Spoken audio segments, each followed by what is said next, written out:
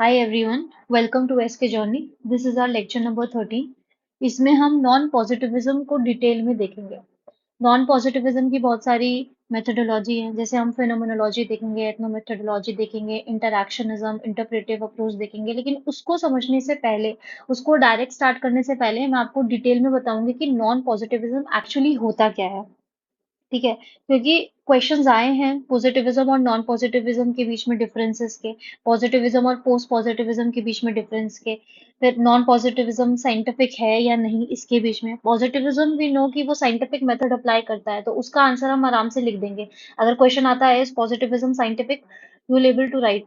लेकिन अगर क्वेश्चन आता है is non positivism scientific, you will get confused. ठीक है, तो मेथोडोलॉजी जो भी है, जो भी उसके पर्सपेक्टिव है, उसको डिटेल में करने से पहले हम डिटेल में नॉन पॉजिटिविज्म को जानेंगे कि एक्चुअल में ये होता क्या है, इसके फीचर्स क्या है, इसके सिग्निफिकेंस क्या है, क्यों हम पॉजिटिविज्म से नॉन पॉजिटिविज्म की तरफ शिफ्ट हुए हैं, कंटेम्पररी रेलेवेंस क्या है।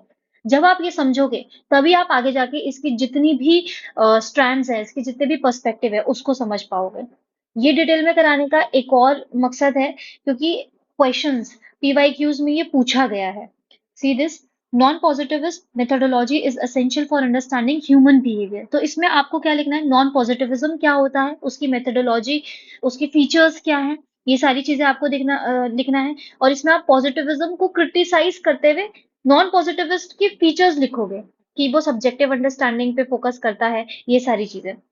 फिर basic postulates of positivism and post positivism. अब बेसिक पोस्टुलेट्स ऑफ पॉजिटिविज्म तो आप लिख लोगे, लेकिन कई बच्चों को पोस्ट पॉजिटिविज्म क्या होता है वो नहीं पता। पोस्ट पॉजिटिविज्म की बजाय बच्चे नॉन पॉजिटिविज्म लिख देंगे। ठीक है, तो मार्क्स, और यहाँ पे 300 वर्ड्स लिखने हैं। तो अगर आपको पोस्ट पॉजिटिविज्म का मतलब ही नहीं पता, तो आप पेपर में क्या करोगे, है ना। तो 5-6 नंबर ही आपको मिल पाएंगे। फिर इस non positivistic methodology scientific illustrate, ये भी 300 वर्ड्स में हमको लिखना है, 20 मार्क्स का है ये। तो rather than starting directly with phenomenology, ethnomethodology, ये सारी चीजें, we'll see in detail what is the difference between positivism, non positivism and post positivism। ठीक है, चलो। तो पॉजिटिविज्म, पॉजिटिविज्म को मैंने आपको डिटेल में कराया है लेक्चर नंबर 11। अगर आपने वो नहीं देखा है तो उसको अच्छे से करो। यहाँ पे मैं आपको क्विकली इसके पोस्टुलेट्स के बारे में बताऊंगी। वहां पर भी मैंने आपको बताया था, लेकिन अगर आपको उसको नॉन पॉजिटिविज्म और पोस्ट पॉजिटिविज्म से डिफरेंशिएट करना है, तो बेसिक अंडरस्टैंडिंग आपको पता होनी चाहिए। तो पॉजिटिविज्म के हमने पोस्टुलेट्स देखे थे।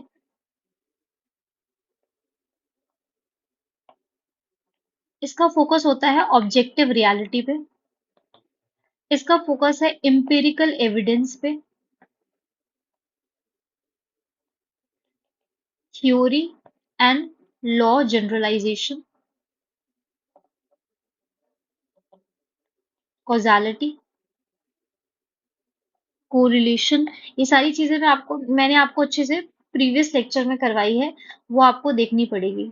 यहाँ पर मैं सिर्फ लिख रही हूँ, एक क्विक रिवीजन करवा रही हूँ। ठीक है, तो ये बेसिक पोस्टुलेट्स हैं पॉजिटिविज्म के, कि वो फोकस करता है ऑब्जेक्टिव रियलिटी पे, फोकस करता है एम्पिरिकल एविडेंस पे, थ्योरी एंड लॉ जनरलाइजेशन पे, कॉजालिटी पे, कोरिलेशन में, वैल्यू न्यूट्रलिटी पे। इन सब चीजों पे ये फोकस करता है। मैंने आपको निमोनिक भी बताया था।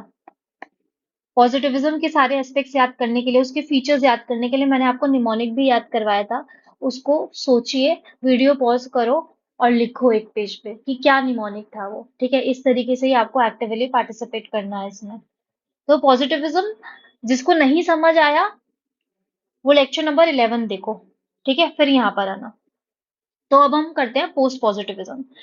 तो पोस्ट पॉजिटिविज्म को समझने के लिए हम एक एग्जाम्पल लेते हैं क्राइम स्टडी का। अब ये डिफरेंट कैसे है पॉजिटिविस्ट अप्रोच से। तो पॉजिटिविस्ट अप्रोच वाले लोग जब क्राइम की स्टडी करेंगे, तो वो स्टैटिस्टिक्स पे फोकस करेंगे, डाटा पे फोकस करेंगे, नंबर्स पे फोकस करेंगे, ये पुलिस रिकॉर्ड्स पे फोकस करेंगे। तो जब पॉजिटिविस्ट अप्रोच से हम देखेंगे, तो यहाँ पे स्टैटिस्टिक, डाटा, पुलिस के रिकॉर्ड्स, रिसर्च डाटा, इन सब पर ध्यान जाएगा। लेकिन जब हम बात करते हैं कि हमें पोस्ट पॉजिटिविस्ट अप्रोच से ये करना है, तो हम क्राइम और डिवियंस जैसे टॉपिक को समझने के लिए नंबर्स, डाटा, स्टैटिस्टिक्स के साथ साथ क्वालिटेटिव डाटा भी लेंगे। क्वांटिटेटिव डाटा के साथ साथ हम क्वालिटेटिव डाटा भी लेंगे। क्वालिटेटिव डाटा जैसे experience based experience based data. हम एक्सपीरियंस बेस्ड डाटा कलेक्ट करेंगे थ्रू इंटरव्यूज। तो हम इंटरव्यूज लेंगे जो वहाँ के आसपास की यूथ है, जो उस एरिया में उस लोकेलिटी में यूथ है, वहां पर हम पुलिस ऑफिसर्स के इंटरव्यूज लेंगे, हम कम्युनिटी मेंबर के इंटरव्यूज लेंगे। तो इस तरीके से हम जब क्वांटिटेटिव और क्वालिटेटिव डाटा दोनों को मर्ज कर कर एक रिसर्च कर रहे हैं, एक थ्योरी बना रहे हैं या कुछ भी कर रहे हैं, तो वो हमारा पोस्ट पॉजिटिविस्ट अप्रोच है। और जब हम सिर्फ नंबर्स पे, सिर्फ क्वांटिटेटिव डाटा पे फोकस कर रहे हैं, जैसे statistics, data, police records, numbers पे फोकस कर रहे हैं, तो वो हमारी पॉजिटिविस्ट अप्रोच है। ठीक है। So post positivism it do not follow strict principles of positivism. तो पोस्ट पॉजिटिविज्म के हम पोस्टुलेट्स देखते हैं। सबसे पहला इसका पोस्टुलेट्स है क्रिटिकल रियलिज्म। क्रिटिकल रियलिज्म मतलब क्या होता है? तो पोस्ट पॉजिटिविस्ट क्रिटिकल रियलिज्म के कॉन्सेप्ट पर काम करता है, जिसका मतलब है कि वो ऑब्जेक्टिव रियलिटी ऑब्जेक्टिव रियलिटी पे वो विश्वास तो करता है। पोस्ट पॉजिटिविज्म कहता है, पॉजिटिविज्म का फोकस होता है ऑब्जेक्टिव रियलिटी में। पोस्ट पॉजिटिविस्ट भी कहता है कि ठीक है, ऑब्जेक्टिव रियलिटी तो है, लेकिन उनका मानना है कि इस रियलिटी को हम सिर्फ पार्शियली एसेसिबल कर सकते हैं। जो ये रियलिटी हमें सिर्फ पार्शियली एसेसिबल है और हम इसे पूरी तरह कभी नहीं समझ पाएंगे। इसका रीजन ये है कि हमारी नॉलेज हमेशा कुछ लिमिटेशंस, बायसेस और पर्सपेक्टिव से इन्फ्लुएंस होती है। जो हमारी नॉलेज है वो हमेशा हम इसको ये ऑब्जेक्टिव रियलिटी हमें पार्शियली एसेसिबल क्यों है? क्योंकि हमारी जो नॉलेज है, जो ह्यूमन नॉलेज है, वो हमेशा कुछ लिमिटेशन, कुछ बायसेस, कुछ पर्सपेक्टिव से इन्फ्लुएंस होती है। मतलब हम जो भी समझते हैं या सीखते हैं, वो हमारे एक्सपीरियंस, हमारे ह्यूमन एक्सपीरियंस और सोच के थ्रू फिल्टर होता है। तो रियलिटी का हमें एक लिमिटेड और बायस्ड वर्जन मिलता है। फॉर एग्जाम्पल, अगर एक माउंटेन है, ये एक माउंटेन है, एक इंसान यहाँ खड़ा है, एक इंसान यहाँ खड़ा है। तो इस माउंटेन को इमेजिन करो। तो इसकी ये दो अलग अलग साइड्स दिख रही हैं। एक साइड से माउंटेन स्टीप्ड और रग्ड दिख रहा है और दूसरी साइड से वो थोड़ा स्मूथ और ग्रेजुअल लग रहा है। तो दोनों लोग एक ही माउंटेन को देख रहे हैं, लेकिन इनका परसेप्शन अलग है क्योंकि वो अलग अलग पोजीशन पर है। तो पोस्ट पॉजिटिविस्ट का मानना है कि रियल माउंटेन तो एक ही है, ऑब्जेक्टिव रियलिटी है, लेकिन हर ऑब्जर्वर उसको सिर्फ एक पार्शियल और लिमिटेड वर्जन से ही देख रहा है। ठीक है। तो this is critical realism, this is the first postulate of post positivism. जब भी पोस्ट पॉजिटिविज्म पे क्वेश्चन आएगा, you have to write this postulates. जैसे मैंने आपको पॉजिटिविज्म की पोस्टुलेट्स याद करवाए थे, वैसे इसके भी आपको याद करना है। और जब आप पॉजिटिविज्म को क्रिटिसाइज करोगे, तो आप पोस्ट पॉजिटिविज्म के भी पॉइंट्स में लिख सकते हैं। ठीक है। फिर next is fallibility, falsifiability and probabilistic knowledge. Post positivist का गोल एब्सोल्यूट ट्रुथ को डिस्कवर करना नहीं है। पॉजिटिविज्म का गोल क्या होता है? एब्सोल्यूट ट्रुथ को डिस्कवर करना। पोस्ट पॉजिटिविस्ट का ये गोल है ही नहीं। तो पोस्ट पॉजिटिव का गोल एब्सोल्यूट ट्रुथ को डिस्कवर करना नहीं होता, बल्कि प्रोबेबिलिस्टिक नॉलेज को डेवलप करना होता है।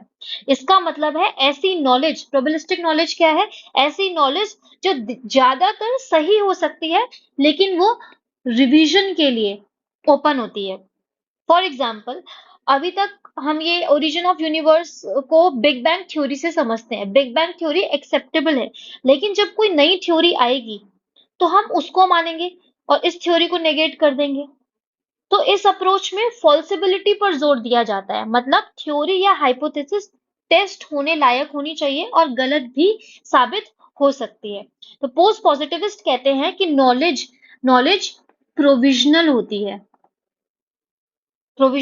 है, यानी वो फाइनल नहीं है, और अगर बेटर डाटा मिलता है तो उसे अपडेट भी किया जा सकता है।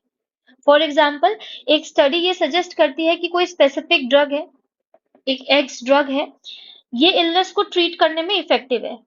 लेकिन पोस्ट पॉजिटिविस्ट मानते हैं कि ये फाइंडिंग एब्सोल्यूट ट्रुथ नहीं है, ये प्रोबेबिलिस्टिक है। फ्यूचर में अगर कोई डिफरेंट रिजल्ट आए तो इसे रिवाइज भी किया जा सकता है। मतलब जो नॉलेज है कि ड्रग एक्स इफेक्टिव है, उसे टेंटेटिवली उसे टेंटेटिवली रखा जाता है, ये समझते हुए कि नई फाइंडिंग्स इसे चैलेंज कर सकती है। तो this is fallibility and probabilistic knowledge. फिर तीसरा आता है कॉन्टेक्चुअल सेंसिटिविटी। कॉन्टेक्चुअल सेंसिटिविटी मतलब क्या होता है? पोस्ट पॉजिटिविस्ट रिसर्च कॉन्टेक्स्ट के इम्पोर्टेंस पर जोर देता है, मतलब फाइंडिंग्स जो हैं वो यूनिवर्सली अप्लाई नहीं हो सकती। Positivism universalization theory and law generalization पे फोकस करता है, लेकिन पोस्ट पॉजिटिविस्ट रिसर्च के कॉन्टेक्स्ट पर जोर देता है। वो कहते हैं कि यूनिवर्सली कोई भी चीज आप अप्लाई नहीं कर सकते। सोशल और ह्यूमन बिहेवियर काफी कॉम्प्लेक्स होता है, और वो स्पेसिफिक कल्चरल, हिस्टोरिकल या सिचुएशनल कॉन्टेक्स्ट से इन्फ्लुएंस होता है। मतलब एक कॉन्टेक्स्ट में जो फाइंडिंग सही हो सकती है, जरूरी नहीं है कि वो दूसरे कॉन्टेक्स्ट में भी वैसी हो। तो पोस्ट पॉजिटिविस्ट ब्रॉड जनरलाइजेशन करते वक्त वेरिएशन का भी ध्यान रखते हैं, और कॉन्टेक्स्ट के बिना कंक्लूजन पर नहीं पहुंचते। तो this is contextual sensitivity. Fourth is inter subjective agreement. इसका मतलब क्या है? पोस्ट पॉजिटिविस्ट ये मानते हैं कि कंप्लीट ऑब्जेक्टिविटी अचीव करना लगभग इम्पॉसिबल है, इसलिए वो इंटर सब्जेक्टिव एग्रीमेंट पे फोकस करते हैं। मतलब हर रिसर्च को कंप्लीटली ऑब्जेक्टिव होने की कोशिश करने की बजाय ये जरूरी है कि रिसर्चर अपने फाइंडिंग्स पे मिलकर काम करे, एक शेयर्ड अंडरस्टैंडिंग और कंसेंसस पर पहुंचे। ये अप्रोच काफी हेल्पफुल रहेगी, क्योंकि जब मल्टीपल रिसर्चर्स मिलकर एविडेंस को चेक करते हैं तो अलग अलग व्यू पॉइंट्स और पर्सपेक्टिव्स आते हैं, जो पोटेंशियल बायसेस को कंट्रोल करने में हेल्प करते हैं। तो फाइंडिंग्स इससे और भी ज्यादा रिलायबिलिटी फाइंडिंग की रिलायबिलिटी बढ़ेगी, और स्ट्रेंथ बढ़ेगी। तो इंटर सब्जेक्टिव अग्रीमेंट पर वो लोग फोकस करते हैं। फिर अब फिफ्थ है focus on reflective inquiry. Post positivist researcher reflective inquiry पर फोकस करते हैं। वो ये जानते हैं कि जो ये पोस्ट पॉजिटिविस्ट रिसर्चर्स हैं, ये जानते हैं कि उनके अजम्पशंस, उनका कल्चरल बैकग्राउंड, उनका पर्सनल एक्सपीरियंस, उनके इंटरप्रिटेशंस को या उनकी स्टडी को इन्फ्लुएंस कर सकता है। तो रिफ्लेक्टिव इंक्वायरी के थ्रू रिसर्चर्स ये एक्नॉलेज करते हैं और अपने बायसेस को क्रिटिकली एग्जामिन करते हैं, ताकि जो रिसर्च है, जो उनका इंटरप्रिटेशन है, जो उनका स्टडी है, उसमें पर्सनल इन्फ्लुएंस कम हो। फॉर एग्जाम्पल, अगर एक रिसर्चर पोवर्टी स्टडी कर रहा है, लेकिन उसका बैकग्राउंड मिडिल क्लास है, पोवर्टी स्टडी कर रहा है लेकिन रिसर्चर का बैकग्राउंड जो है वो मिडिल क्लास है, तो शुरू में उसका ये अजम्पशन हो सकता है कि पोवर्टी सिर्फ पर्सनल चॉइसेस की वजह से होती है। लेकिन रिफ्लेक्टिव इंक्वायरी के थ्रू रिफ्लेक्टिव इंक्वायरी के प्रोसेस में वो अपने इस बायसेस को रिकॉग्नाइज करता है और ये कोशिश करता है कि उसका बैकग्राउंड उसकी स्टडी को इम्पैक्ट ना करे, उसका बैकग्राउंड उसकी इंटरप्रिटेशन को स्क्यू ना करे। वो ऐसे लोगों के पर्सपेक्टिव को भी डेलिबरेटली ऐड करेगा, जानबूझ के ऐड करेगा जो पॉवर्टी का डायरेक्ट एक्सपीरियंस रखते हैं, ताकि वो अपनी स्टडी में एक बैलेंस्ड और लेस बायस्ड अंडरस्टैंडिंग डेवलप कर सकें। तो ये 5 पोस्टुलेट्स हैं पोस्ट पॉजिटिविज्म के, और भी पोस्टुलेट्स हैं, बस ये 5 आपको याद रखने हैं और यही एज इट इज पेपर में छप के आने हैं जब भी पोस्ट पॉजिटिविज्म पे क्वेश्चन आएगा। ठीक है, फिर अब हम डिफरेंस देख लेते हैं। हमने पॉजिटिविज्म को डिटेल में देखा लेक्चर नंबर 11 में, पोस्ट पॉजिटिविज्म को हमने डिटेल में देखा इस लेक्चर में। अब इनके बीच का डिफरेंस क्विकली मैं रिवाइज करती हूँ, एकदम मैं इसको रीड करूंगी, आप लोगों को समझ आ जाएगा क्योंकि हमने डिटेल में ये देख लिया है। ठीक है, तो core belief, positivism believe that social world can be studied objectively and reliably similar to natural sciences. Post positivism argue that complete objectivity is impossible. Complete objectivity आ ही नहीं सकती. Why? Because human knowledge is shaped by social and cultural factor. It is shaped by situational context. तो context को importance देगा. Positivism क्या कहता है? Knowledge is certain, objective and verifiable. लेकिन post positivism क्या कहता है? Knowledge is tentative, provisional and influenced by biases and context. तो ये चीज मैंने यहाँ पर आपको समझाई थी प्रोबेबिलिस्टिक नॉलेज में कि प्रोविजनल होती है, रिवीजन के लिए ओपन रहती है, इसलिए हम इसको टेंटेटिवली रखते हैं। एब्सोल्यूट ट्रुथ कुछ नहीं होता। ठीक है, तो ये सारी चीजें मैंने आपको यहाँ पे एक्सप्लेन कर दिया। फिर मेथड्स एम्प्लॉय अगर हम देखें तो पॉजिटिविज्म ऑब्जेक्टिविटी अचीव करने की कोशिश करता है थ्रू क्वांटिटेटिव मेथड जैसे surveys, experiment, statistical analysis. Post positivism emphasises triangulation. Triangulation मतलब मल्टीपल मेथड्स को यूज करना, उसमें क्वालिटेटिव अप्रोचेस भी यूज करेगा, क्वांटिटेटिव भी करेगा टू अप्रोच नियर ऑब्जेक्टिविटी। इसको प्रॉपर ऑब्जेक्टिविटी चाहिए, ये कहता है कि हम बस ऑब्जेक्टिविटी के थोड़े से पास पहुंच जाए, तो ये ट्राइंगुलेशन यूज करता है। Positivism focus on observable, measurable phenomena, often aiming to identify causal relationship. ये cause effect relationship बनाने की कोशिश करता है। Post positivism फोकस करता है on both observable and subjective elements, considering social context and complexity. फिर positivism focus on verifiability approach, where findings are expected to replicable to confirm validity. Post positivism reject करता है strict verifiability को, promote करता है critical reflexivity को to identified and control researcher biases. फिर positivism, इसमें researcher act as detached neutral observer aiming to minimize their influence on findings. इसमें post positivism में रिसर्चर को पता होता है पहले से कि उसकी बायसेस आएंगी, तो रिफ्लेक्टिव इंक्वायरी के थ्रू वो इसको ओवरकम करता है and reflexively examines how this biases impact the study. तो यहाँ पर हमने देखा था कि किस तरीके से वो रिफ्लेक्टिव इंक्वायरी के थ्रू अपने बायसेस को अपनी इंटरप्रिटेशन में, अपनी स्टडी में कम करने की कोशिश करता है और एक बैलेंस्ड और लेस बायस्ड अंडरस्टैंडिंग देता है सोशल फिनोमेना की। फिर positivism assumes a single objective reality that can be observed and measured. ये पोस्ट पॉजिटिविज्म कहते हैं reality is constructed and that multiple perspective can reveal different facts of reality. एक reality नहीं होती है, मल्टीपल पर्सपेक्टिव से उसको देखना चाहिए क्योंकि सिचुएशनल, हिस्टोरिकल, कल्चरल फैक्टर्स उसको इम्पैक्ट करते हैं। Positivism applied in studies on crime rate, economic development and other areas using statistical models. और post positivism applied in studies exploring cultural और social influences on behavior using both statistical मतलब quantitative भी देखेगा, narrative data, interviews के through qualitative data भी लेगा।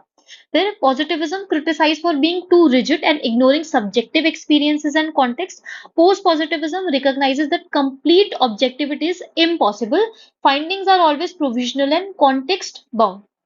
Positivism provide a foundation for scientific approaches in sociology, promoting consistency and generalization. और post positivism क्या है? ये क्वालिटेटिव इंसाइट्स को इंटीग्रेट करता है and it enhances the understanding of complex social issues. तो ये क्वांटिटेटिव क्वालिटेटिव दोनों इंसाइट्स को लेकर आता है किसी भी सोशल फिनोमेना को समझने के लिए। तो ये हो गया पॉजिटिविज्म और पोस्ट पॉजिटिविज्म। अब इस पे क्वेश्चन आएगा तो शायद आप लिख पाओ। देन नॉन पॉजिटिविज्म मेथोडोलॉजी या नॉन पॉजिटिविस्ट मेथोडोलॉजी। अब पॉजिटिविस्ट हमने देखा था, पॉजिटिविज्म में या पॉजिटिविस्ट मेथोडोलॉजी फोकस करता है ऑब्जर्वेबल एंड मेजरेबल फैक्ट्स पर। जब हम बात करते हैं नॉन पॉजिटिविस्ट की, तो non positivist methodologies human actions और सोशल फिनोमेना को समझने में फोकस करता है। तो इसकी approaches subjective perspectives, personal motives और पर्सनल एक्शंस के पीछे के सोशल कॉन्टेक्स्ट पर फोकस करती है। तो positivism observable and measurable fact पर फोकस करता है। Non positivism human action, social phenomena, इस पे फोकस करता है। इसकी approaches subjective perspectives, personal motives या एक्शंस के पीछे के सोशल कॉन्टेक्स्ट पर फोकस करती है कि किस कॉन्टेक्स्ट पर, किस सिचुएशनल कॉन्टेक्स्ट पर या किस हिस्टोरिकल या किस कल्चरल कॉन्टेक्स्ट पे किसी ने ये एक्शन किया है, किसी ने ये चीज करी है। तो ये अप्रोच ह्यूमन बिहेवियर को समझने के लिए उनके meanings, motivation, values, meanings, motivations, values, इन सबको ह्यूमन बिहेवियर को समझने के लिए उनके बिहेवियर के पीछे के मीनिंग्स, मोटिवेशन, वैल्यूज को एक्सप्लोर करता है। ये समझने की कोशिश करता है कि लोग क्यों और कैसे अपने एक्शंस कर रहे हैं और कैसे उनकी पर्सनल एक्सपीरियंसेस और सोशल सिचुएशंस उन्हें इन्फ्लुएंस करती है। तो सोशल कॉन्टेक्स्ट जानने की कोशिश करता है। इससे क्या होता है कि और भी ज्यादा कॉम्प्रिहेंसिव और ह्यूमन सेंटर्ड अप्रोच बनती है। फिर यहाँ पर हम थिंकर्स देखेंगे जैसे मैक्स वेबर। तो ये मैक्स वेबर से नॉन पॉजिटिविज्म जो है वो मैक्स वेबर से इन्फ्लुएंस हुई है। अभी जब मैं आपको इसकी मेथोडोलॉजीज पढ़ाऊंगी तब डिटेल में बताऊंगी। ठीक है, तो it is influenced by thinkers like max weber. तो मैक्स वेबर क्या कहते हैं?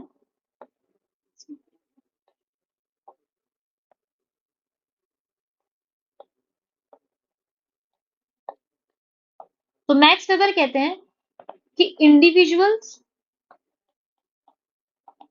पैसिव सब्जेक्ट्स नहीं है।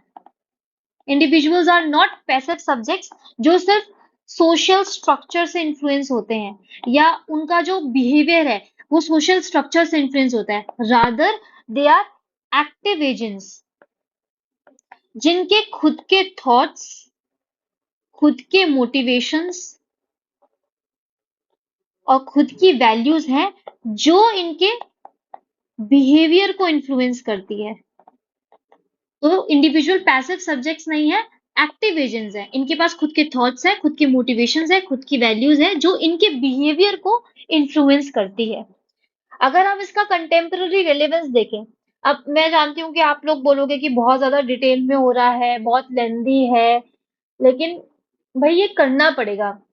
मैं अगर नॉन पॉजिटिविस्ट मेथोडोलॉजी जो ये 5वां पार्ट है इस चैप्टर का या 4th पार्ट है, अगर मैं सीधा स्टार्ट करा दूं कि नॉन पॉजिटिविज्म जो मेथोडोलॉजी है वो ह्यूमन एक्सपीरियंस पे फोकस करती है, सब्जेक्टिव अंडरस्टैंडिंग पे करती है और सीधा सारे पर्सपेक्टिव समझा दूं, इंटरप्रिटेटिव, इंटरएक्शनिज्म, तो जो ये क्वेश्चंस आए हैं, difference between positivism, post positivism, is non positivism scientific, ये आप कैसे करेंगे? तो अगर डिटेल में लग रहा है तो हाँ भाई मैं डिटेल में करा रही हूँ और करो इसको, जरूरी है। अगर आपको पॉइंट्स याद करने में बहुत प्रॉब्लम हो रही है तो 5 पॉइंट्स दे रही हूँ तो 3 याद कर लो, ठीक है, लेकिन करो। शॉर्ट नोट्स बनाओ पीडीएफ से, तब जाके होगा। ऑप्शनल है, इतनी मेहनत तो करनी पड़ेगी। ये तो हवा में पढ़ाना, हवा में तो नहीं पढ़ाऊंगी मैं। सो कंटेम्पररी रेलेवेंस की देखते हैं। तो कंटेम्पररी रेलेवेंस मतलब नॉन पॉजिटिविज्म आज के सोशल इश्यूज जो कि अपने आप में ही बहुत ज्यादा कॉम्प्लेक्स है, उसको समझने में हमारी मदद करता है। तो आज के सोशल इश्यूज को समझने के लिए वी नीड मोर नुआंस्ड और interpretive approach which can focus on subjective meanings, individual experiences, cultural context behind social action. या बिहाइंड सोशल फिनोमेना या सोशल रियलिटी, कुछ भी आप बोल सकते हैं। सोशल एक्शन भी बोल सकते हैं, फिनोमेना भी बोल सकते हो, रियलिटी भी बोल सकते हो। ठीक है, तो सोशल इश्यूज बहुत ज्यादा, अगर हम आज के टाइम पे देखें तो बहुत ज्यादा कॉम्प्लेक्स है। तो हम सिर्फ साइंटिफिक मेथड अप्लाई करके उसको नहीं कर सकते, हमें सब्जेक्टिव मीनिंग्स, इंडिविजुअल एक्सपीरियंस और कल्चरल कॉन्टेक्स्ट क्या है, कि कोई इंसान कोई एक्शन कर रहा है, कुछ फिनोमेना हो रहा है, या कोई सोशल रियलिटी एक सोसाइटी में बन चुकी है, तो उसके पीछे के सब्जेक्टिव मीनिंग क्या है, हमें वो जानने के लिए नॉन पॉजिटिविज्म मेथोडोलॉजी जरूरी है। नॉन पॉजिटिविस्ट मेथोडोलॉजी जरूरी है, खाली साइंटिफिक मेथड से हम इसको नहीं डिकोड कर पाएंगे। तो हमें सिंपल कॉज इफेक्ट रिलेशन या स्टैटिस्टिकल पैटर्न से आगे बढ़ना होगा। इससे खाली हम इस चीज को नहीं समझ पाएंगे, तो इससे आगे बढ़कर हमें इन सारी चीजों पे भी फोकस करना होगा। तो अब कंटेम्पररी रेलेवेंस है, जो भी मैंने आपको 5-6 पॉइंट्स दिए हैं, अगर आपको 5-6 पॉइंट्स याद नहीं हो रहे हैं तो आप 3 याद कर लो, और कंटेम्पररी रेलेवेंस को आप लास्ट में आप डाल सकते हो, कंक्लूजन में डाल सकते हो, किसी भी तरीके से डाल सकते हो। उसमें एग्जाम्पल्स भी दिए हैं। एग्जाम्पल इसलिए दिए हैं, डिटेल में इसलिए दिया है, क्योंकि आपको पेपर में तो इतने डिटेल में नहीं लिखना है, पेपर में आपको बहुत क्रिस्प फॉर्म में लिखना है, लेकिन पीडीएफ में डिटेल में इसलिए दिया है क्योंकि आप एक बार वीडियो देख लोगे, जब आप इसको बाद में पढ़ोगे तो आपको वो पीडीएफ पढ़कर ही समझ आ जाना चाहिए कि इसका मतलब ये है, दोबारा आपको लेक्चर खोलने की जरूरत ना पड़े, तो आपका टाइम बचेगा। देख के बहुत लग रहा होगा अरे कितना ज्यादा है, लेकिन वो जानबूझ के मैं डिटेल एक्सप्लेनेशन देती हूँ आपको, ताकि बार बार आपको वीडियो देखने की जरूरत ना पड़े, बार बार लेक्चर्स खोलने की जरूरत ना पड़े। ठीक है, तो सबसे पहला कंटेम्पररी रेलेवेंस अगर हम देखें तो डिजिटल आइडेंटिटी फॉर्मेशन, इसको समझने में मदद करती है नॉन पॉजिटिविज्म। अब ये 5-6 एग्जाम्पल्स आप समझ जाओ कि नॉन पॉजिटिविज्म किस अप्रोच से कैसे समझ रही है, और उसके अलावा अगर आपके दिमाग में कोई और एग्जाम्पल आ रहा है तो आप वो भी डाल सकते हो, जरूरी नहीं है कि जो मैंने 6 दिए हैं वही करने हैं आपको। ठीक है, ऑन सिमिलर लाइंस अगर आपको कोई और एग्जाम्पल याद आता है तो आप वो भी डाल सकते हैं। तो आज के सोशल मीडिया के जमाने में लोग अपनी ऑनलाइन आइडेंटिटीज क्रिएट कर रहे हैं, जो उनके ऑफलाइन सेल्फ से जो उनके ऑफलाइन सेल्फ से काफी अलग हो सकती है। तो नॉन पॉजिटिविस्ट मेथड इस चीज को समझने के लिए जरूरी है, क्योंकि ये बताते हैं कि लोग डिजिटल स्पेसेस में मल्टीपल आइडेंटिटी को कैसे नेविगेट और एक्सप्रेस करते हैं। For example, researcher in depth interview या digital in in depth interview या डिजिटल एथनोग्राफी। डिजिटल एथनोग्राफी मतलब ऑनलाइन इंटरैक्शंस को ऑब्जर्व करना।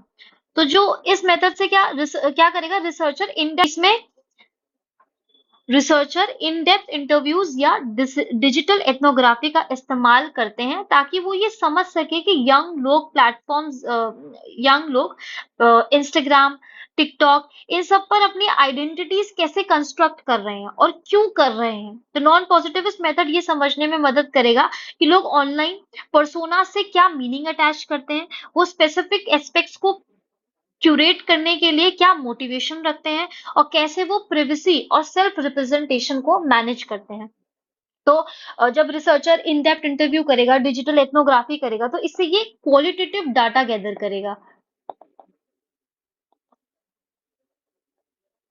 For example, in depth interviews कर रहा है तो researcher one on one interview कर रहा है कोई टीनेजर गर्ल से, तो उससे क्वेश्चन पूछेगा कि how do you decide what to post on your Instagram, what do your post say about you, who you are, how do you feel when you receive likes और comments on photos. So इस तरीके से वो जान पाएगा कि online persona से वो लड़की या वो टीनेजर गर्ल क्या मीनिंग अटैच कर रही है, उसके लिए क्या है टिकटॉक और इंस्टाग्राम पे अपनी आइडेंटिटी वो किस तरीके से कंस्ट्रक्ट कर रही है। तो डिजिटल एथनोग्राफी से researcher will observe girls interaction on Instagram, कि किस तरीके से वो इंटरैक्ट कर रही है। एथनोग्राफी मतलब, डिजिटल एथनोग्राफी मतलब होता है ऑनलाइन इंटरेक्शन को ऑब्जर्व करना। तो how that girl is interacting on Instagram, analyse करेगा how they are engaging with other post and how they present themselves. तो ये सारी चीजें, फॉर एग्जांपल, ये नोट करेगा नॉन पॉजिटिविस्ट रिसर्चर की किस तरीके की फोटो वो शेयर कर रहे हैं, सेल्फीज कर रहे हैं, ग्रुप पिक्चर्स कर रहे हैं, क्रिएटिव एडिट्स कर रहे हैं, क्या कैप्शंस वो लिख रहे हैं। तो ये सारी चीजें मदद करेंगी उनको जानने में कि वो एक ऑनलाइन पर्सोना से क्या मीनिंग अटैच कर रहे हैं, सब्जेक्टिव अंडरस्टैंडिंग, इंडिविजुअल एक्सपीरियंसेस को वो देखेंगे। तो फर्स्ट हो गया डिजिटल आइडेंटिटी फॉर्मेशन। अगर ये डिफिकल्ट लग रहा है तो आप कोई और भी डाल सकते हैं। फिर second is cultural hybridization. Globalization के साथ कल्चरल बाउंड्रीज धीरे धीरे ब्लड होती जा रही हैं। वी नो दैट ग्लोबलाइजेशन के साथ धीरे धीरे जो भी कल्चरल बाउंड्रीज है वो ब्लर होती जा रही है, जिससे अलग अलग कल्चरल एलिमेंट्स का फ्यूजन होता है। इसे हम कल्चरल हाइब्रिडाइजेशन कहते हैं। तो नॉन पॉजिटिविस्ट मेथड इस ब्लेंडिंग ऑफ कल्चर को समझने के लिए यूजफुल होगा। फॉर एग्जाम्पल कल्चरल हाइब्रिडाइजेशन को स्टडी करने के लिए रिसर्चर सेकेंड जनरेशन इमिग्रेंट्स के साथ इंटरव्यू कर सकते हैं जो अपने हेरिटेज कल्चर और जिस कंट्री में वो रह रहे हैं उसके डोमिनेंट कल्चर के एलिमेंट्स को ब्लेंड करते हैं। तो एक नॉन पॉजिटिविस्ट अप्रोच ये समझने में मदद करेगा कि इस ब्लेंडिंग से जिस जो वो इमिग्रेंट है उसका हेरिटेज कल्चर प्लस जिस कंट्री में वो रह रहा है उसका डोमिनेंट कल्चर, इसकी ब्लेंडिंग के साथ इस ब्लेंडिंग के साथ वो इंसान क्या पर्सनल मीनिंग और एक्सपीरियंस अटैच कर रहा है, इस ब्लेंडिंग के साथ उस इंसान के क्या पर्सनल मीनिंग्स और एक्सपीरियंसेस जुड़े हुए हैं, कैसे वो अपनी हाइब्रिड आइडेंटिटीज क्रिएट कर पा रहे हैं या कैसे वो कॉन्फ्लिक्टिंग कल्चरल एक्सपेक्टेशंस को नेविगेट कर रहे हैं। तो कल्चरल इंटीग्रेशन या आइडेंटिटी इन सबको समझने की मदद मिलेगी। फिर इन्वायरमेंटल अवेयरनेस एंड बिहेवियर। तो इसमें ये सबसे आसान आपको लगेगा और इसके सिमिलर लाइंस में अगर आपको कोई एग्जांपल्स याद आते हैं तो आप वो भी डाल सकते हैं। तो लोगों के एनवायरमेंटल बिहेवियर, अगर हम लोगों का एनवायरमेंटल बिहेवियर देखें तो वो उनके पर्सनल वैल्यूज, एक्सपीरियंस या कम्युनिटी नॉर्म से इन्फ्लुएंस होता है। तो ये समझना जरूरी है कि लोग अपने एनवायरनमेंट के प्रति कैसे रिएक्ट करते हैं और उनके एक्शंस के पीछे का क्या मोटिवेशन है। तो example researchers eco friendly action जैसे रिसाइकलिंग, इसके पीछे के मोटिवेशन को एक्सप्लोर करने के लिए इंटरव्यू कंडक्ट कर सकते हैं। इन इंटरव्यू में रिसर्चर लोगों से ये पूछ सकते हैं कि आप रिसाइकलिंग क्यों करते हैं, आपके लिए सस्टेनेबिलिटी का क्या मतलब है। तो इस प्रोसेस के थ्रू रिसर्चर लोगों के व्यू पॉइंट्स और एक्सपीरियंसेस को समझते हैं। जैसे कुछ लोग बोलेंगे कि रिसाइकलिंग जो है वो सोशल रिस्पॉन्सिबिलिटी है हमारी, कुछ लोग बोलेंगे कि हमें एनवायरनमेंट को प्रोटेक्ट करना है, हम इसलिए रिसाइकलिंग करते हैं। कुछ लोग बोलेंगे कि ये हमारा कम्युनिटी का नॉर्म है। तो कुछ लोग अपनी कम्युनिटी के नॉर्म से इन्फ्लुएंस होते हैं, जहां उनका सर्कल रिसाइकलिंग को एक अच्छी आदत मानता है और वो इस वजह से इस प्रैक्टिस को अडॉप्ट कर रहे हैं। तो इंटरव्यू के थ्रू रिसर्चर ये जान सकते हैं कि लोगों को सस्टेनेबिलिटी से क्या पर्सनल कनेक्शंस है। ये इनसाइट्स उन्हें ये समझने में मदद करता है कि लोग कैसे अपने एनवायरमेंटल एक्शन को जस्टिफाई कर रहे हैं, कैसे वो इन एक्शंस का उनकी लाइफ पर इम्पैक्ट हो रहा है। तो अपने एक्शंस को वो जस्टिफाई किस तरीके से कर रहे हैं। तो ये चीज हम नॉन पॉजिटिविस्ट मेथोडोलॉजी से ही कर सकते हैं। ये जो एग्जांपल्स मैंने आपको बताए हैं, कल्चरल हाइब्रिडाइजेशन का क्या इम्पैक्ट पड़ रहा है किसी इंसान पे, इन्वायरमेंटल अवेयरनेस या बिहेवियर, किसी इंसान का कोई इन्वायरमेंटल बिहेवियर है तो वो उसके personal values, experiences, community norm से इन्फ्लुएंस्ड है, वो रिसाइकलिंग क्यों कर रहा है, उसका क्या मोटिव है, उसका मीनिंग क्या है, किस सोशल कॉन्टेक्स्ट में वो कर रहा है। तो ये हम सिंपल स्टैटिस्टिकल एनालिसिस या कॉज इफेक्ट रिलेशनशिप से नहीं निकाल सकते, इसके लिए हमें नॉन पॉजिटिविस्ट मेथोडोलॉजी चाहिए होती है। सो ये हमारे एग्जाम्पल्स हो गए। अब हम डिफरेंस देखते हैं पॉजिटिविज्म और नॉन पॉजिटिविज्म के बीच में। तो positivism it focus on social fact, positivism focus करता है सोशल फैक्ट पे, non positivism focus on people, values and social actions. ये पर्सपेक्टिव अगर हम देखें, positivism emphasizes complete objectivity, non positivism blends objectivity with subjectivity। Domain अगर हम देखें, वैल्यूज वैल्यू फ्री सोशियोलॉजी, और non positivism values relevance and nurtures social values. Positivism sees sociology as science. Non-positivism views sociology as distinct social science. Science है लेकिन natural sciences जैसी नहीं है, एक अलग सोशल साइंस है. फिर positivism uses scientific method to study social fact. Non-positivism use distinct method to study social actions and context. It relies on classical approaches to sociology. ये नई नई approaches को लेके आता है starting from Weber, interpretive, interactionism, looking glass self theory, phenomenology, ethnomethodology, dramaturgy. तो ये और नई approaches को लेके आता है. तो positivism की अगर हम approach देखें तो structural है, nomothetic है, मैक्रो बेस्ड है, जनरलाइज करती है, जनरल पैटर्न ड्रॉ करती है, जनरलाइज करती है, एक यूनिवर्सैलिटी एडवोकेट करती है. बट नॉन पॉजिटिविज्म का अगर हम अप्रोच देखें तो इंटरैक्शनल है, आइडियोग्राफिक है, माइक्रो बेस्ड है, अंडरस्टैंडिंग इंडिविजुअल केसेस. अगर हम एम देखें तो इसका क्या है, causal explanation and general theories provide करना. अब ये मैं इसलिए पढ़ रही हूँ क्योंकि मैंने पॉजिटिविज्म में ये चीज डिटेल में बताई है. ठीक है, तो इसलिए मैं सिर्फ इसको रीड कर रही हूँ. आप ये मत सोचना कि मैं हवा में करवा रही हूँ. ये लेक्चर नंबर 11 में डिटेल में बताया है, कोरिलेशन क्या है, कॉजालिटी क्या है, कॉज एंड इफेक्ट क्या है, वहां पर आप देख सकते हैं. ठीक है, फिर आप इसको करना. Non positivism aims to describe and understand phenomena, not to predict. Predictability, verifiability, validity, everything is covered. फिर पॉजिटिविज्म में अगर हम नीड फॉर सब्जेक्टिविटी देखें तो मिनिमल है, रिलाइज ऑन मेजरेबल डाटा. यहाँ पर non positivism emphasises understanding the multi layered and complex nature of reality.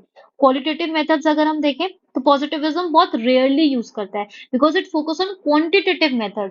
लेकिन non positivism qualitative method prefer करता है, इंटरव्यूज, केस स्टडी, एथनोग्राफी.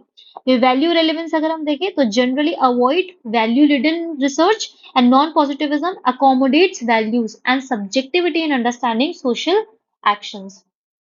फिर अब एक क्वेश्चन आया था, इज नॉन पॉजिटिविज्म साइंटिफिक? तो ये अब हम देखते हैं. तो नॉन पॉजिटिविज्म हमने समझ लिया, उसके फीचर्स देख लिए, उसको डिफरेंशिएट भी कर लिया. और हमने यहाँ पर देखा है कि ये साइंस वाला एक पॉइंट था यहाँ पर कि positivism sees sociology as science, non positivism view sociology as a distinct social science. Science है लेकिन एक अलग सोशल साइंस है. तो इसको हम यहाँ पर अब इलेबोरेट करते हैं. तो non positivism can be considered scientific, इसको हम साइंटिफिक कंसिडर कर सकते हैं, but it differs significantly from the traditional scientific model use in positivism. Positivism तो बिल्कुल नेचुरल साइंसेस की तरह उसको बनाने की कोशिश कर रहे हैं. जो हम नेचुरल साइंसेस में मेथड यूज करते हैं, साइंटिफिक मेथड, वो अप्लाई करने की बात कर रहे हैं. लेकिन जो नॉन पॉजिटिविज्म का साइंटिफिक है, साइंटिफिक मेथड वो कह रहे हैं, वो डिफरेंट है. Here's how non-positivism maintains scientific quality yet adapts to studying complex social phenomena in a way that suits the nature of human behavior and society. तो आप ये points लिखोगे. पहला क्या है? Rigorous methodology and systematic inquiry. Non-positivism uses structured and rigorous methodology like qualitative interview, ethnographic observation, and case study. Although these are different from experiments and quantitative measurement, common in positivist approach, they are still systematic, structured and carefully planned. क्योंकि ये जो rigorous methodology use कर रहा है, qualitative interview कर रहा है, observation कर रहा है, case study है, क्योंकि ये systematically planned है, structured है, carefully planned है, इसलिए हम कह सकते हैं कि ये scientific है, but not similar to the natural sciences. For example, in studying community dynamics, a non-positivist researcher might use participant observation and thematic analysis of interviews. This approach requires systematic data collection, coding, and analysis, making it a scientifically rigorous process. Second is validity and reliability through reflexivity. ये मैंने reflexivity वाला point आपको अभी अच्छे से explain किया था post positivism में भी. तो non-positivism emphasizes reflexivity, where researchers critically examine and reflect on their role, biases, and influence on the research process. वो जानते हैं कि उनका biases आएगा, तो वो पहले से ही accept कर लेते हैं कि हाँ, हमारा ये biases आ सकता है. फिर उस बायसेस को कम करने के लिए और एक लेस बायस्ड अंडरस्टैंडिंग डेवलप करने के लिए वो डेलिबरेटली और अप्रोचेस को या और लोगों को भी डालते हैं अपनी स्टडी में. While reflexivity is different from traditional objectivity, it strengthens the study's validity by ensuring researchers consciously manage and disclose their biases. या तो वो पहले से ही बता देगा कि मैं इस कम्युनिटी का से हूँ या मेरा ये बैकग्राउंड है, मेरा ये कल्चरल बैकग्राउंड है, तो ये बायसेस आ सकते हैं, वो पहले से ही बता देगा. या अपनी रिसर्च को लेस बायस बनाने के लिए और बैलेंस बनाने के लिए वो और चीजों को भी अपने रिसर्च में डालेगा और डाटा अलग लेवल से वो लेगा. मैंने अभी आपको एक्सप्लेन किया था कि वो पोवर्टी की अभी हमने देखा था कि जब पोवर्टी की स्टडी करनी थी तो वो मिडिल क्लास से था, तो वो डेलिबरेटली उन लोगों क्योंकि वो जानता है कि वो मिडिल क्लास से है तो उसका बायसेस उसकी स्टडी में आ सकता है, तो वो डेलिबरेटली जिन लोगों का डायरेक्ट एक्सपीरियंस है पोवर्टी से उनको भी डालेगा ताकि जो अंडरस्टैंडिंग है वो लेस बायस बन सके. फिर interpretive framework and theory building. Non-positivist approaches aim to build theories and understand patterns, much like positivist approaches. तो ये भी theories बनाते हैं, ये भी patterns को समझते हैं जैसे positivist approach करते हैं.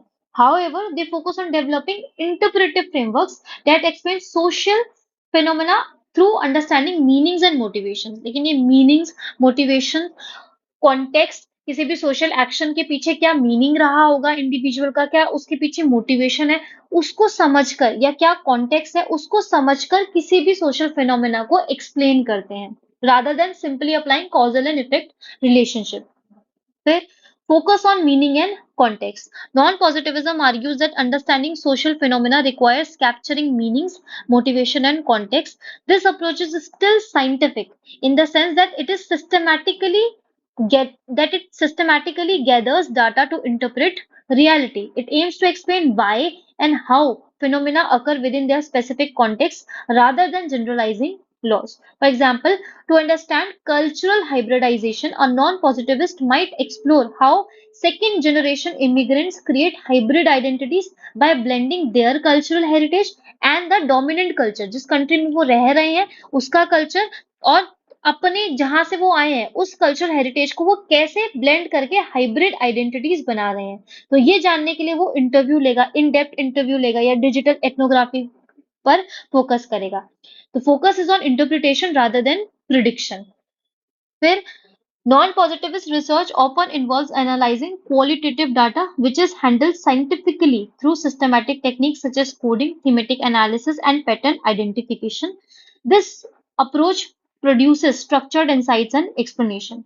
In studying gender expression, example, for studying gender expression, a non-positivist researcher might analyze narratives to identify common themes, such as how societal norms impact personal identity. This analysis is scientific in that it follows a structured, reproducible process for interpreting qualitative data. फिर empirical data collection, non-positivist research भी empirical data को collect करते हैं लेकिन वो measurable facts नहीं देखते, वो फोकस करते हैं. ये इंपेरिकल डाटा वो कैसे किस पे फोकस करते हैं? इंपेरिकल डाटा उनका इंपेरिकल डाटा जो है वो एक्सपीरियंसेस, मीनिंग्स, नरेटिव्स पे फोकस करता है रादर देन मेजरेबल फैक्ट्स. तो ज्यादा सब्जेक्टिविटी पे फोकस करता है. तो while this type of data is more subjective, it is still empirical. Still empirical है because it is directly based on observed and recorded human experience. Directly उसको observe कर रहे हैं. Subjective है तो क्या हुआ? Numbers में नहीं है तो क्या हुआ? Empirical है. क्यों? क्योंकि directly observe कर रहे हैं. Directly human experience को record कर रहे हैं. इसलिए हम इसको empirical भी कह सकते हैं. तो summary क्या है? Yes, it is scientific, but it is interpretively scientific rather than objectively scientific. It values systematic, empirical and rigorous method, but focus on value करता है systematic, empirical, rigorous method को focus करता है, value करता है, लेकिन subjective meanings, motivation, context, unique qualities of human behavior पर भी focus करता है. यूनिवर्सल लॉ भले ही ना प्रोड्यूस कर पाए या स्ट्रिक्ट ऑब्जेक्टिव फाइंडिंग्स भले ही नहीं दे पाए, लेकिन एक वैल्यूएबल साइंटिफिकली स्ट्रक्चर इंसाइट जरूर देता है किसी भी सोशल फिनोमेना को समझने के लिए. तो its strength lies in capturing the human elements that positivism often overlooks, making it essential for studying the nuanced aspects of social life. सो ये था समरी। तो अगर positivism is scientific, I know you can write, but is non positivism scientific, ये आपको इस तरीके से ही लिखना है। ठीक है, I hope this lectures help you. अब दोबारा से हम देखते हैं पीवाईक्यू यहाँ पर। तो अब पीवाईक्यू देखते हैं। Non positivist methodology is essential for understanding human behaviour, discuss. इसका आंसर पूरा पीडीएफ में है। ठीक है, इन तीनों का आंसर ही मैंने पीडीएफ में दिया है। मैंने अच्छे से एनालाइज किया क्या क्या क्वेश्चन है, उस हिसाब से कंटेंट बनाया है और कुछ एक्स्ट्रास भी डाले हैं। फिर basic postulates of positivism and post positivism. Positivism के पोस्टुलेट्स आप प्रीवियस लेक्चर नंबर 11 से आप लेक्चर नंबर 11 से देख लेना। पोस्ट पॉजिटिविज्म के मैंने यहाँ पर आपको बता दिए। दोनों को याद कर देना है और सिर्फ लिखना है। नॉन पॉजिटिविज्म मेथोडोलॉजी साइंटिफिक है, हाँ या नहीं, ये भी एकदम पूरा आंसर के फॉर्म में मैंने आपको दे दिया है। आपको कोई प्रॉब्लम नहीं होनी चाहिए पॉजिटिविज्म, पोस्ट पॉजिटिविज्म और नॉन पॉजिटिविज्म को समझने में। ठीक है, अब हम जो नेक्स्ट लेक्चर आएगा उसमें इसकी मेथोडोलॉजीज को डिटेल में देखेंगे, पर्सपेक्टिव को डिटेल में देखेंगे। ये समझाना जरूरी था, तभी आप आगे जाके समझ पाएंगे। ठीक है, तो आज के लिए इतना ही। Thank you so much.